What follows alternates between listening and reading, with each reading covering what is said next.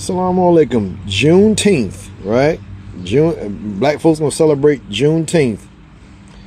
I tell you, man. I mean, if we ain't some of the most ass backward ass people, bless our heart.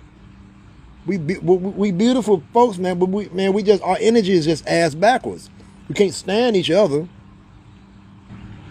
And it does amaze me how the Democratic Party still has a strong hold on black people, especially during the current president's administration. You know, but that's a whole different subject for another. Okay, what's the next holiday coming up? Juneteenth. Let me show you how ass backwards black folks are. What is the significance of Juneteenth, June 19th?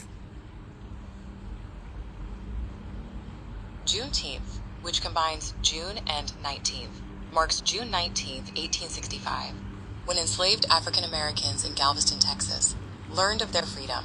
This event, occurring after the Emancipation Proclamation, signified the end of slavery in the U.S.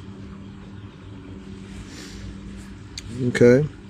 And I read earlier something about the Union Army was the army that, you know, that championed this, the Union Army. What political party was the Union Army associated with? The Union Army was mainly linked to the Republican Party, especially during President Lincoln's leadership. However, it also included war Democrats and soldiers from the National Union Party who supported the Union's preservation. Okay, so there was some Democrats. You know, I know there was some Democrats that was cool as on or what back then, because Miss Harriet Tubman, peace be upon her, she couldn't have had an underground successful railroad without good white folks helping her out back then. I mean, my grandmother showed me that. You know, there was a white dude that had a store down the road, you know. Just a real humble example. And he gave her a credit account. It wasn't no car. It was a book, a ledger.